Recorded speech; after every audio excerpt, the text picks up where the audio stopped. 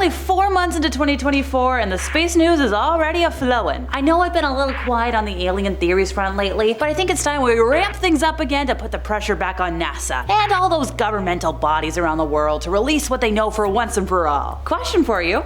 What do you think the government's been hiding this year? Let me know in the comments and let's see what I've sleuthed out. Alright, let's kick off today with the obvious, and remember those aliens that were spotted a couple of months ago? Yes, because if we didn't have enough craziness to worry about in 2024, may I offer you 10-foot tall creatures of the unknown? Here's the thing, anything over 7 feet tall is already terrifying to me personally. Ditto for aliens on their own, no matter what they look like. Combine the two, eat! My worst nightmare. We've got a video. Lucky us. It shows 2 human-like creatures on top of a hill at an island in Brazil, and it got a heck of a lot of traction on social media. According to a New York Post report, the beings were 10 foot tall and spotted at Ilha do Mel, an island more than 3 kilometers off the coast of southeast Brazil. It is a favorite spot for environmentally conscious travelers and beach lovers, and it's celebrated for its varied ecosystems. Spanning a simple little 5 kilometers in length, 800 meters in width, the island presents a scenic mosaic of natural marvels. So we've got one creature, and then we've got another one. The outlet's like, they're here, and their appearance on the hilltop, it caused a lot of chitter chatter. You can see the creatures. They stand confidently on top of the hill, which, according to locals, it's hard to get there, and the shrubbery barely reaches their knees. As you see them walk, you can see them swinging their arms in a human-like manner, but like not enough to convince anybody, you know what I mean? Now, when I watched the video, we've got a witness that was like, it's just too big to be a person. Look at the way he moves, it's really weird. Look at that, it's very fast. For me, it's just enough to see the speed with which this creature goes down a hill.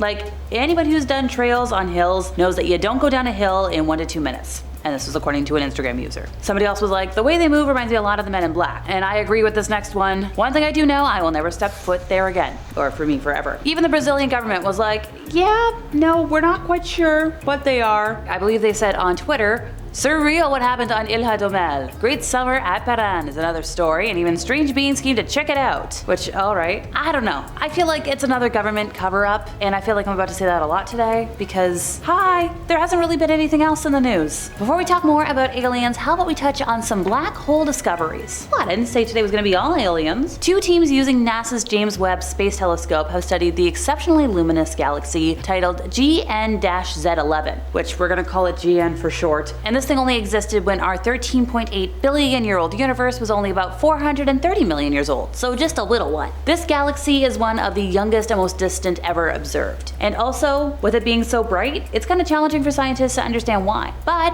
we're getting some secrets now, and we're peeling back the covers. The team found the first clear evidence that the galaxy is hosting a central, supermassive black hole that is rapidly accumulating matter. This finding makes this the farthest active supermassive black hole spotted to date. We've got a quote from the principal investigator, Roberto Maiolino. He said, "We found extremely dense gas that is common in the vicinity of the supermassive black holes accreting gas," which I know. Kind of redundant, but I like a direct quote. He is of the Cavendish Laboratory and the Kavli Institute of Cosmology at the University of Cambridge in the UK. Yes, that's a lot of words, I know. Using this lovely telescope, the team also found indications of ionized chemical elements typically observed near accreting supermassive black holes. So, more evidence. Also, they discovered a super powerful wind being expelled by the galaxy, and such high velocity winds are typically driven by processes associated with vigorously accreting supermassive black holes. I know, I'm saying it again and again, but it's so cool! Together, the evidence shows that GN hosts a 2 million solar mass, supermassive black hole in a very active phase of consuming matter, which is why it's so luminous. Now, come in Team 2, also led by Maiolino, used the near-infrared spectrograph, or NIRSPEC for short,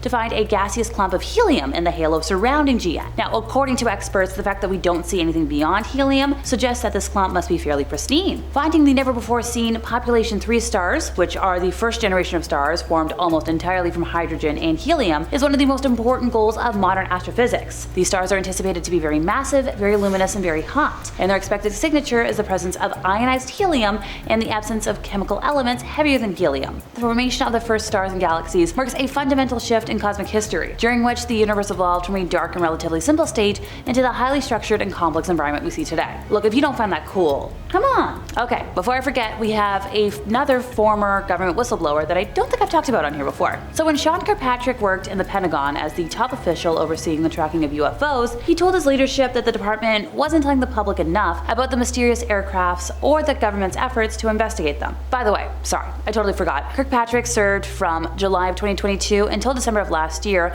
as the first ever director of the Pentagon office dedicated to investigating reports of UFOs. So Sean knows what he's talking about. He also mentioned in interviews that his former boss, Deputy Secretary Kathleen Hicks, was supportive of his efforts as UFO chief, but his attempts to engage the media always met internal resistance in the staffing process. He only did like 2 on-camera interviews during his 18 months in office. Yes, he also conducted 2 print interviews, including with Politico, which don't worry, we'll talk about more, and a couple of off-camera media briefings, but like not a lot. There was a very strong concern to engage in the public discourse as often as he thought they needed to. And the fact that the Pentagon leadership couldn't figure out how to get that message without concern for spillage into other areas, it kind of frustrated Sean. Now, he made those comments after Politico reached out for a response to a Defense Department Inspector General report back in January, which concluded the Pentagon's efforts to identify UFOs, and it said what? Well, they're uncoordinated, and they could have overlooked threats to the US. Also, fun little plot twist here, Eric Pahan, a Pentagon spokesperson, disputed the claim that the department declined the UFO chief's media request. I don't know, I'm smelling a cover-up. Do y'all remember the Miami Mall aliens? Good old malls, usually home to Rugrats, senior walking groups, and the most annoying families you will ever encounter. Trust me, I used to work retail at a fairly large mall. I don't like going to them unless I've got my headphones on. But apparently on the first day of this 2024 year,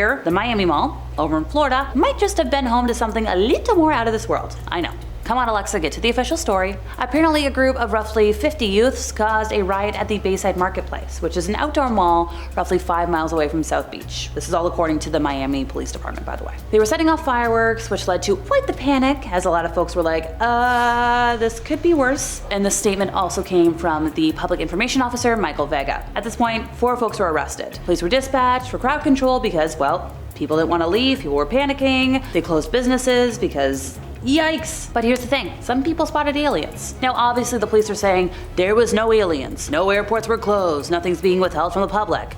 LOL. I don't know, folks. That's what people in power always say. I believe that statement as far as I can throw it. So in the days after the first, folks on social media launched a speculation frenzy, honing in on what they described as aliens. Some suggested that the police were actually responding to like an alien invasion, an alien visit, and not youths. Several people reviewed video of the incident circulating online and claimed they could see an alien figure in the grainy footage. And then everybody else was like, let's post a meme. To quote a post I saw on the app formerly known as Twitter, it said, 10-foot aliens creatures caught on camera, fired at inside and outside Miami Mall, media silent, cops are covering it up, saying young people were fighting with fireworks, yet all these cop cars and air traffic stops that night except for black military choppers and no media coverage. Wow, I feel like I'm getting a nasty case of deja vu. Anybody else? Clips taken from the viral video went, well, even more viral on social media, claiming that 8 to 10 foot tall alien creatures were seen. Now, the low quality clip appears to show a tall glowing figure near police vehicles. Look, I've seen videos that were less likely to be aliens turn out to be worth something in terms of being the genuine article, so I'm not dismissing it. Here's an idea, chew on this.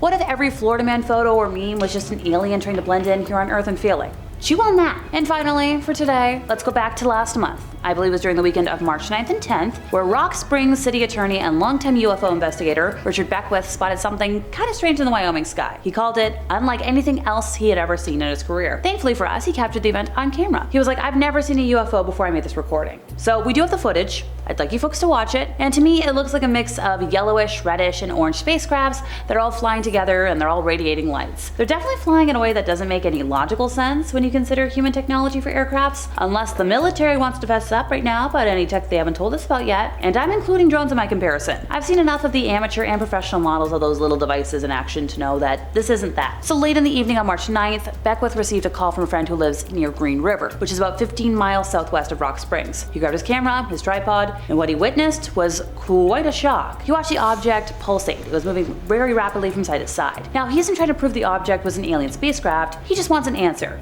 Look, I know what I'm seeing. It looks like an alien spacecraft. He was like, I've received a couple of leads, but I don't have any evidence. He has requested radar records from the FAA and he's contacted other witnesses. He's like, maybe gathering all this information is gonna help me find a reasonable explanation, or maybe determine if it truly is a UFO. So we do have a quote from him. He said, using the locations of 2 different groups of witnesses, including myself, the angle and the distance between the 2, and trigonometry, I should be able to pretty easily determine the location and get a good estimate of the size of the object. But as of the time of that quote, he had no idea what it was. Math ain't my strong suit, so I'm gonna trust him on that. Last I heard, he's still hunting. I wish him luck getting those radar records, because not gonna be easy. He's also been pleading for anybody with more information to email him, and I bet by now, he's probably regretting that. Oh, his poor inbox. And that's it for me, folks. I've been Alexa, your resident ookie spooky girly, and if you enjoyed my ramblings today, could you help us out by giving this video a like, subscribing if you aren't already, hit the bell for more out of this world content from us here at Top 5 Scary Videos, and I'll see y'all next time, you lovely spooky people.